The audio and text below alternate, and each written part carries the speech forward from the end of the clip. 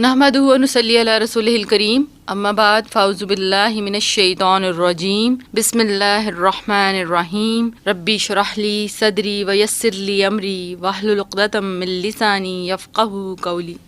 آپ کے ساتھ میرا پروگرام ڈاکٹر روبینہ شفیع، جدید طرز فکر میں۔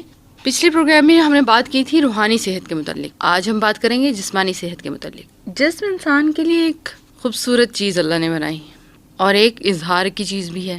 اس کی حفاظت، اس کا خیال رکھنا بھی پھر ہماری ذمہ داری بنتی ہے۔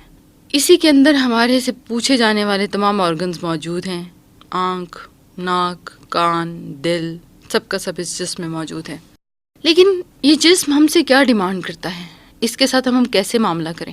ایک حدیث میں ابن ماجہ کی آپ صلی اللہ علیہ وسلم فرماتے ہیں، طاقتور مومن اللہ کے نزدیک کمزور مومن سے زیادہ بہتر اور محبوب ہے۔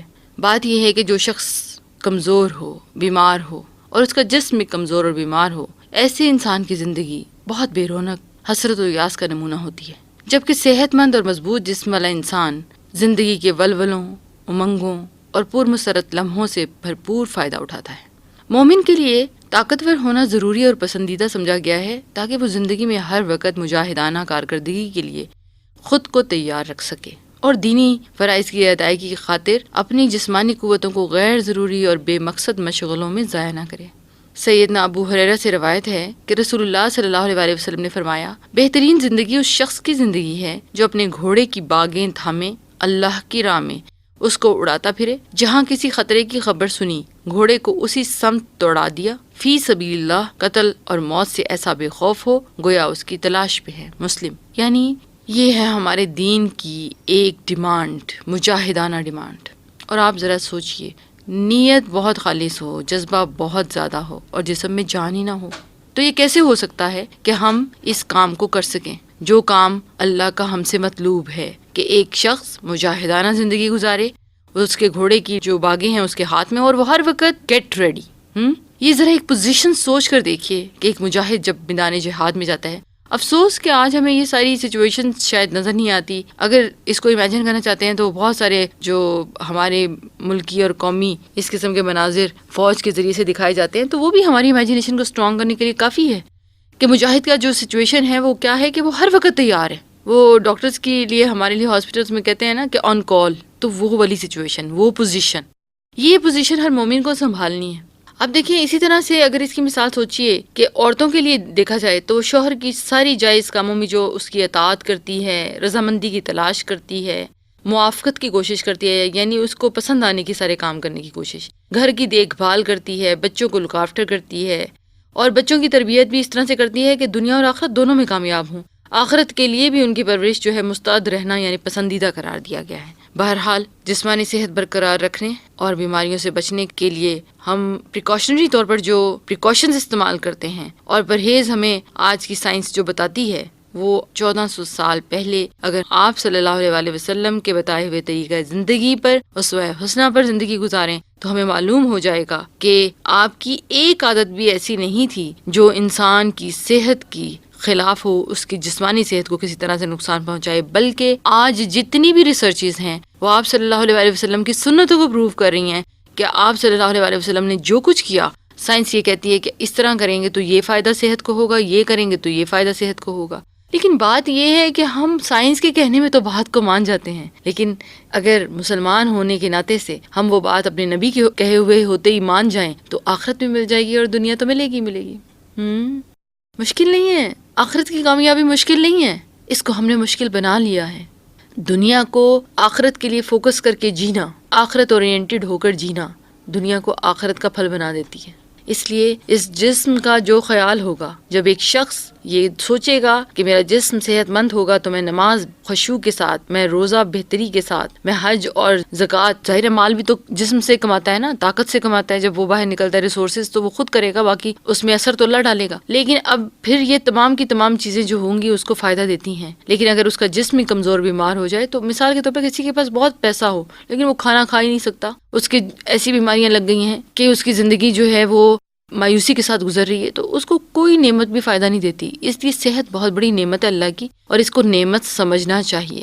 ایک حدیث کے مطابق آتا ہے نا کہ آپ صلی اللہ علیہ وسلم نے فرمایا کہ 3 چیزوں کو 3 چیزوں سے پہلے ان کی قدر کر لو، کیا کیا فرمایا کہ سب سے پہلے تو یہ فرمایا فراغت سے پہلے مصروفیت، یعنی کہ مصروفیت سے پہلے فراغت کو یہ تم اپنے لیے غنیمت جانو، بڑھاپے سے پہلے جوانی کو، اور بیماری سے پہلے صحت کو. اور کبھی ہم میں سے کبھی بھی کوئی بیمار ہوا ہونا تو یہ ایکسپیرینس کر سکتا ہے. ایون گلا ہی خراب ہوا، سور تھروٹ ہوا اور ٹونسلز ہوئے ہوں تو گلے سے جب کوئی چیز گزرتی ہے وہ تکلیف تو دیتی ہی ہے، بلکہ کھانے کو بھی دل نہیں چاہ رہا ہوتا.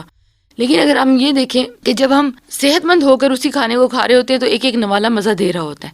تو یہ تمام چیزیں، یہ ڈفرینٹ جو ایکسپیرینسز اور تجربے ہوتے ہیں زندگی میں، یہ ہمیں سکھانے کے لیے ہوتے ہیں. اللہ تعالیٰ کو کوئی خوشی نہیں ہوتی ہمیں بیماری دے کر، تکلیف دے کر. اللہ صرف اور صرف ہماری زندگی کو ہمارے اپنے لیے نصیحت موعظ بنا دیتے ہیں کہ تم اس سے سیکھو، کیونکہ مومن کی زندگی لرننگ پروسیس ہے، سیکھتے جانا. اور یہ سیکھنا صرف کتابوں سے نہیں ہوا کرتا. کتاب تعلیم کا ایک بنیادی سورس ضرور ہے، لیکن سیکھنے کا عمل ساری عمر جاری رہتا ہے. لیکن سیکھنے والے ہی سیکھا کرتے ہیں. جنہوں نے نہ سیکھنا، ان کے سامنے کتابوں کے ڈھیر پڑے ہوں، ان کے سامنے زندگی تجربوں سے بھری ہوں، ان کے سامنے مشاہدے کے لیے بے شمار نشانیاں ہوں، لیکن وہ نہیں سیکھتے. تو سیکھنے کا عمل ہمارے دین میں ایک بہترین عمل ہے. تو آج اسی حوالے سے ہم جسمانی صفائی پر بات کریں گے. اور جسمانی صفائی کے بارے سے بات کرنے سے پہلے بھی ایک بات کر دوں کہ ہمارے ایمان یعنی کہاں علیحدہ کریں گے دنیا کو دین سے؟ نہیں کر سکتے نا.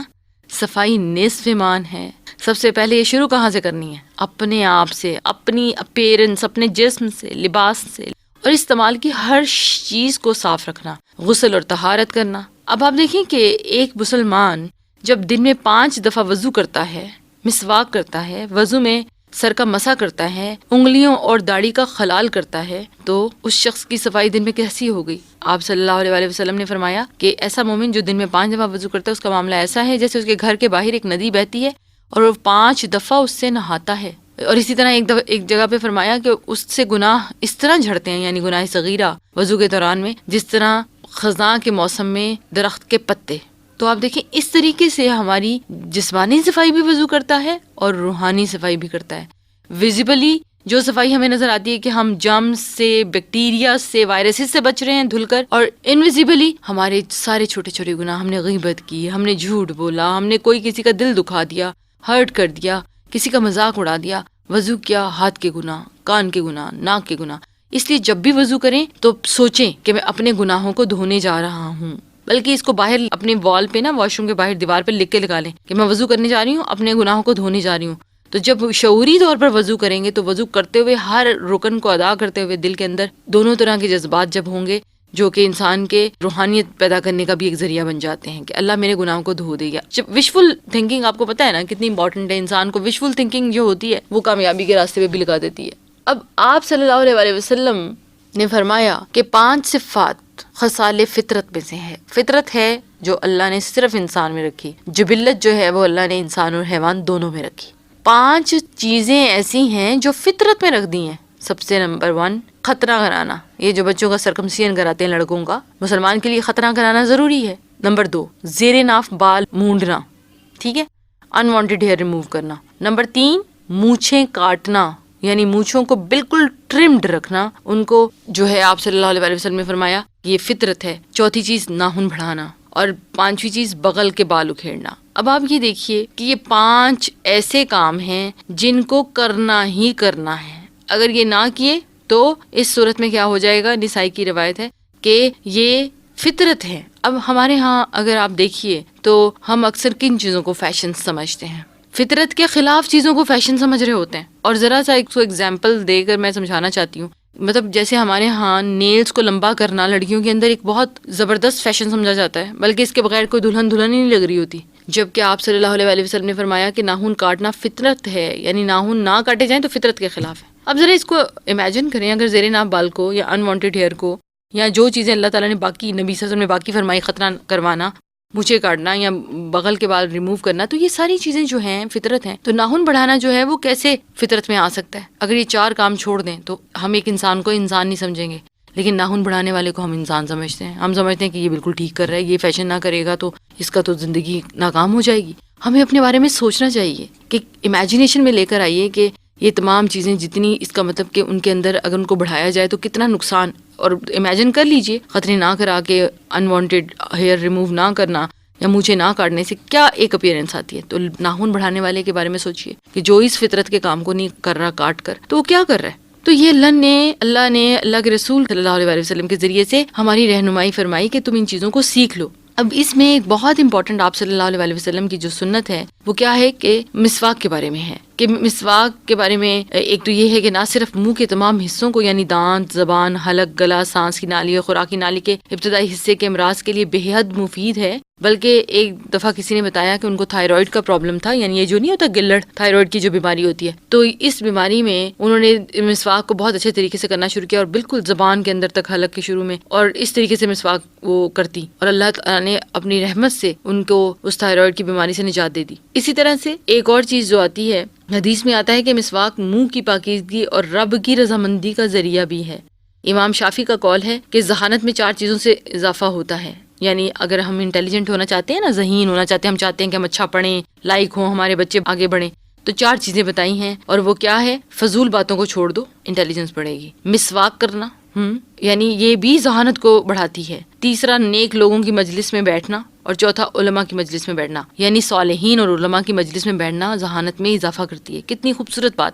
اگر یہ سمجھ میں آ جائے نا، یقین مانیں، تو شاید ہمارے ذہن چل پڑیں اور ہمیں اصل نشانیاں اللہ کی نظر آنا شروع ہو جائیں. اب اس سلسلے میں غذائی اصول جو بیان ہوتے ہیں وہ یہ کہ ایک تو یاد رکھے کہ جسمانی ضرورت جو ہے انسان کی، مطلب اس کا قد کاٹ کیا ہے، عمر کیا ہے، کام کاج کی نوعیت کے اعتبار سے غذا کی قسم اور مقدار کا جو فکس کرنا ہے وہ ضروری ہوتا ہے. زبان کے چٹخارے اور لذتوں والی خوراک کے بجائے سادہ اور متوازن غذا استعمال کرنا.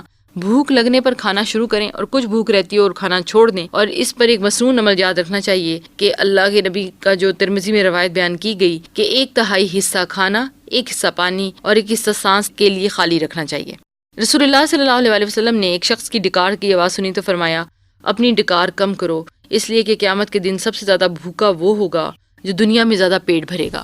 اب آپ دیکھیں اس میں مختلف قسم کی سنتوں پر اگر عمل کریں تو کبھی بھی ڈکار جیسی جو کیفیات ہے نا وہ نہیں ہوتی. ایک تو یہ ہے کہ کھانے کو پیٹ میں بھوک رکھ کر کھایا جائے، اور دوسری ایک اور بات بھی ہے کہ کھانے کے بعد میں پانی فوراً نہ پیا جائے، تھوڑا ویٹ کر لیا جائے، کیونکہ سنت رسول بھی ہے. اور آپ یہ کر کے دیکھیں، آپ کو بہت ساری گیسٹرک پرابلمز نہیں ہوں گی، گیسز نہیں ہوں گی، بلکہ کھانے سے پہلے پانی تھوڑی دیر پی لیں سنت رسول کے مطابق. اور آپ یقین مانیے کہ نہ صرف یہ کہ پیٹ کی بیماریوں سے انسان کی نجات ہوتی ہے، بلکہ گیسز کا ہونا، بعض اوقات لوگوں کا وضو بالکل نہیں رہ پاتا اور وہ بار بار ٹوٹتا رہتا ہے. آپ یہ سنتیں فالو کر کے دیکھیں کہ ایک تو کھانا بھوک تھوڑا سا رکھ کے اور دوسرا پانی پہلے پی لیجئے.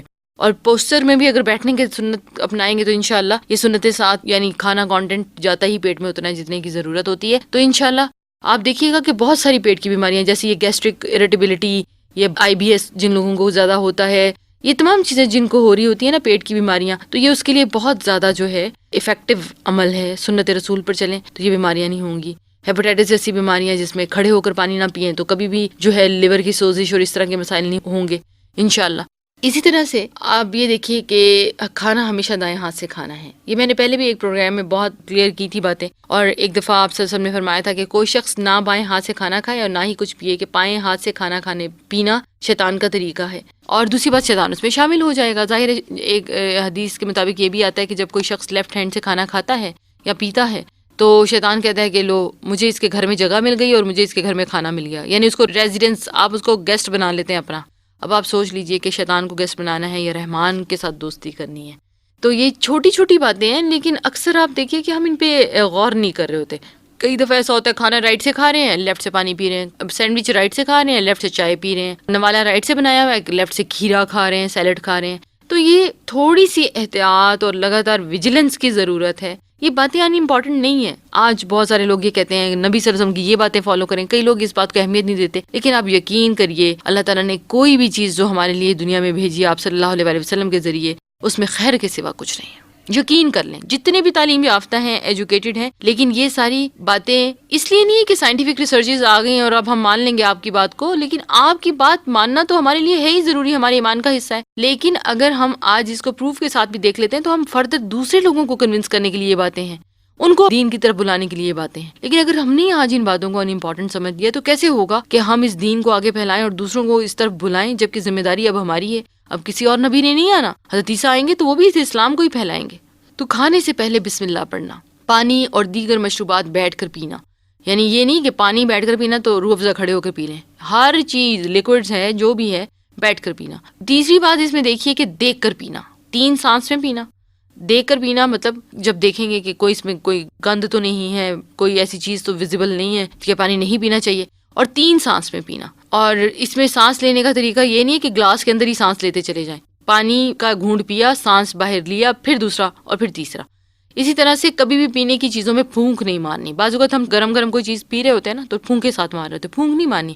اور آپ دیکھو کہ پھونک مارنے سے بھی کیا ہوتا ہے، اصل میں ہم اپنے بیکٹیریا جو ہیں وہ اس میں ڈال رہے ہیں، وائرس منہ کے اندر سے، تو وہ پھونک جو ہے وہ کھانے کو انہائیجینک کر دیتی ہے. تو پھونک نہیں مارنی. پھر اسی طرح سے کھانے کے دوران بار بار پانی نہیں پینا چاہیے. یہ جو سپس کے اوپر پانی، bites and sips, bites and sips, bit and sip, یہ نہیں کرنا.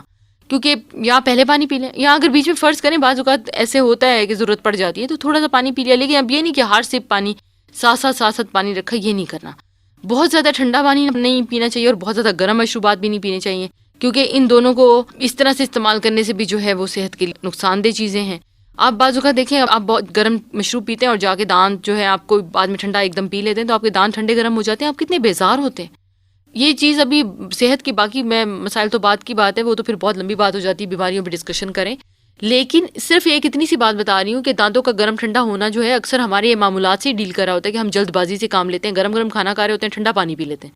اب یہ ٹھنڈا گرم جو دانتوں کو لگتا رہتا ہے اور سینسیٹیو ہو جاتے ہیں دانت، اب ہم مختلف قسم کے ٹوتھ پیسٹ استعمال کر رہے ہوتے ہیں، دوائیاں استعمال کرتے ہیں.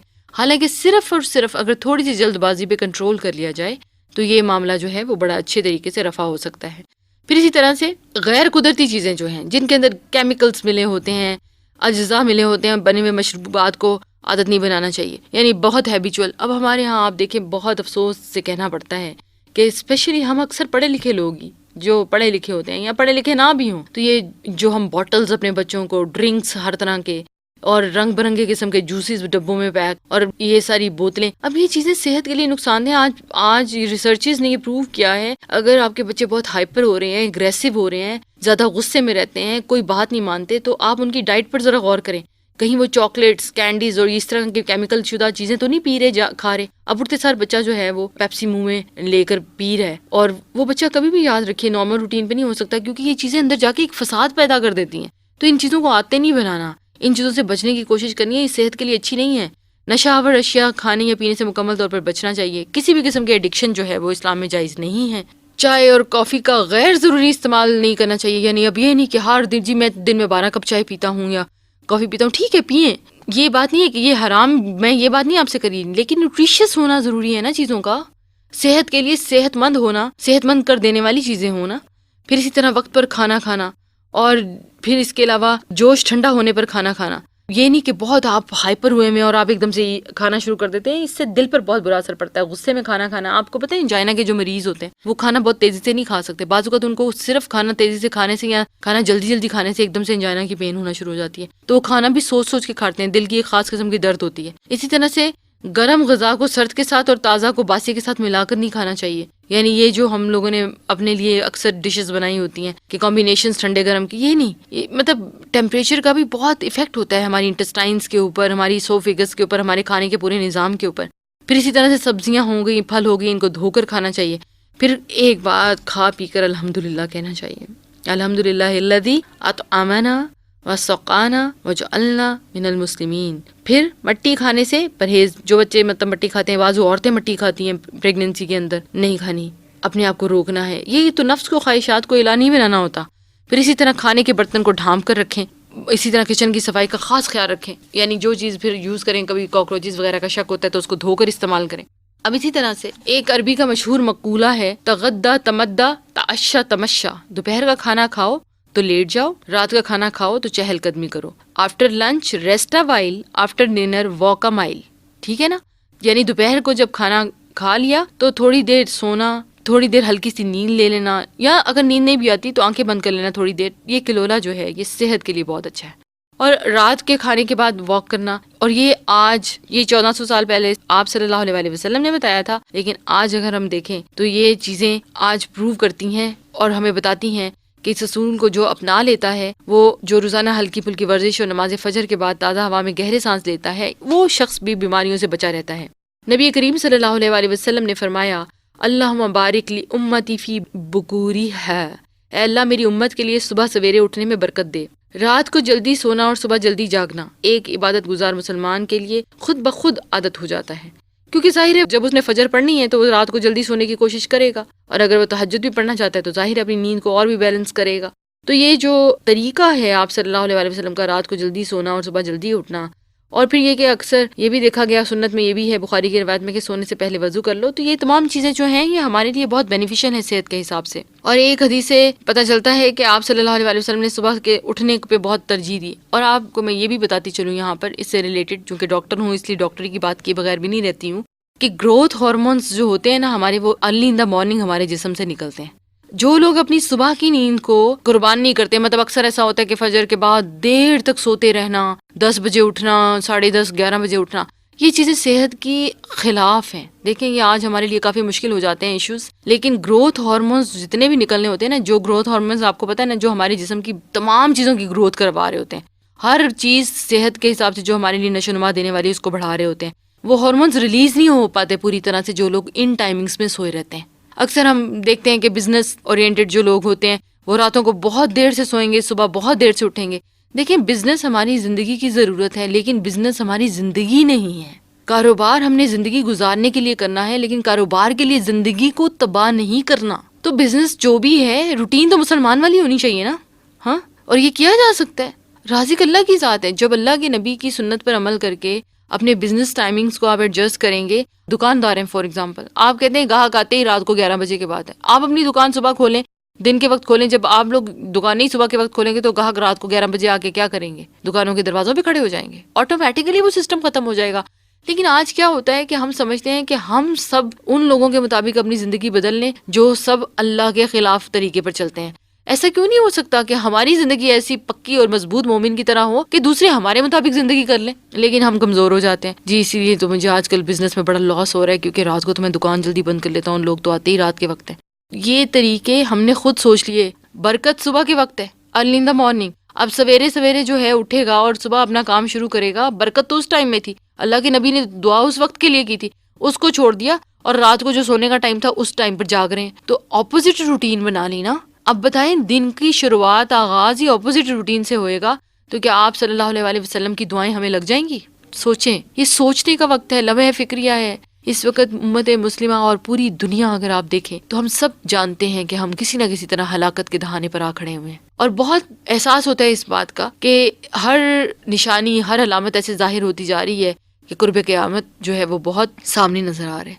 لیکن عقل مندی کا تقاضا یہی ہے نا کہ ہم اپنی زندگی کو اللہ کے نبی کے طریقے پر گزاریں اور آپ صلی اللہ علیہ وآلہ وسلم کی باتوں کے مطابق گزارنے کی کوشش کریں اور اللہ کی کتاب کے مطابق۔ جب تک ہم یہ نہیں کریں گے ہم کیسے کامیابی کے راستے پر آئیں گے؟ کبھی کوئی بھی اس دین پر چلے بغیر، اسلام کو اپنائے بغیر کامیابی نہیں پا سکا۔ سیدنا ابو ہریرہ سے روایت ہے کہ رسول اللہ صلی اللہ علیہ وآلہ وسلم نے فرمایا، جب آدمی رات کو سو جاتا ہے تو شیطان اس کی گدی پر 3 گرہیں لگاتا ہے، ہر گرہ پر یہ پھونک دیتا ہے کہ ابھی تو بہت رات ہے، سو جا۔ پھر اگر آدمی بیدار ہو گیا، یعنی اس کی آنکھ کھلی اور اس نے کیا کیا، اللہ کا ذکر کیا، تو ایک نوٹ کھل جاتی ہے، گرہ جو اس کے ناک پر لگی ہے کھل جاتی ہے۔ اگر آدمی نے اٹھ کر وضو کر لیا تو دوسری گرہ بھی کھل جاتی ہے، اس کے بعد اس نے نماز پڑھی تو تیسری گرہ بھی کھل جاتی ہے، اور جب وہ صبح اٹھتا ہے وہ بالکل ایک فریش اور خوش مزاج مومن ہوتا ہے۔ ورنہ اگر یہ والا معاملہ نہ ہو تو تمام دن وہ بد دل اور سست جسم رہتا ہے۔ تو سونے جاگنے کی اوقات کو اپنی گرفت میں لینے کے لیے کچھ پوائنٹس ہیں، آپ اگر ان پر عمل کریں کہ سونے سے پہلے صبح فجر کی نماز ادا کرنے کا پکا ارادہ کر لیں۔ اگر یہ نیت ہوگی تو صبح اٹھیں گے انشاءاللہ جلدی۔ سونے سے قبل مختصر کھانا تناول کریں، بہت زیادہ نہ کھائیں کہ نیند کے گوشوں میں چلے جائیں۔ دوپہر کو کچھ دیر سو جانا بھی صبح بیداری میں مدد دیتا ہے کہ لولا جو ہے پہلی بات کی۔ اسی طرح سے زیادہ نیند سے طبیعت بوجھل ہوتی ہے، چہرے پر پانی چھڑک لینا چاہیے، بیدار ہوتے ہی روشنی کر دینا، پنکھا یا اے سی بند کر دینا، اس سے بھی نیند کا غلبہ چلا جاتا ہے۔ اگر یہ کچھ پوائنٹس ان پہ عمل کیا جائے تو ہم کافی حد تک جو ہے اپنے سونے جاگنے کے معاملات کو کنٹرول میں لا سکتے ہیں۔ اور اسی لیے اگر آپ رات کا کھانا جو ہے مغرب سے کے بعد تھوڑی دیر کھا لیں، اس کے بعد تھوڑی سی واک، عشاء کے بعد سونے میں تاخیر نہ کریں، باتیں نہ کرتے رہیں، سونے سے پہلے آگ بجھا دیں، یعنی اگر ہیٹر وغیرہ سردیوں میں چل رہے ہیں ضرور بند کر دیں۔ پھر ایسی جگہ سونے سے پرہیز کریں جہاں تازہ ہوا نہ پہنچتی ہو، بستر کو جھاڑ کر سوئیں، زیادہ آرام دہ بھی بستر نہ ہو کہ اٹھیں ہی نہ۔ دائیں کروٹ سونا، دائیں ہاتھ کو اپنے گال کے نیچے رکھنا شروع میں، اور بعد میں کروٹ چاہے بدل بھی سکتے ہیں۔ پیٹ کے بل یعنی الٹا نہیں سونا، منہ لپیٹ کر نہیں سونا۔ سونے کے فوراً بعد اٹھ کر ہاتھ دھو لینا چاہیے، کیونکہ پتہ نہیں ہوتا ہاتھ کہاں لگا ہے، پھر کھانے پینے کا جو معاملہ ہے وہ کرنا چاہیے۔ تو انشاءاللہ آج میں نے صحت سے متعلق جو باتیں کی، اللہ تعالیٰ ہمیں توفیق عطا فرمائے کہ ہم تمام مسنون سنتوں پر عمل کریں آپ صلی اللہ علیہ وسلم کی محبت اور اللہ کی محبت کی خاطر، تاکہ اللہ تعالیٰ ہماری دنیا اور آخرت دونوں کو بہتر کر دیں اور اللہ ہمیں ایک دوسرے سے بہترین فائدہ اٹھانے والا بنائے، آمین۔ اللہ تعالیٰ آپ سب کا حامی و ناصر ہو۔ مجھے اجازت دیجیے ڈاکٹر روبینہ شفیع، رفاع یونیورسٹی سے، جدید طرز فکر میں۔ السلام علیکم ورحمۃ اللہ وبرکاتہ۔ سبحانک اللہم و بحمدک، نشہد ان لا الہ الا انت، نستغفرک و نتوب الیک۔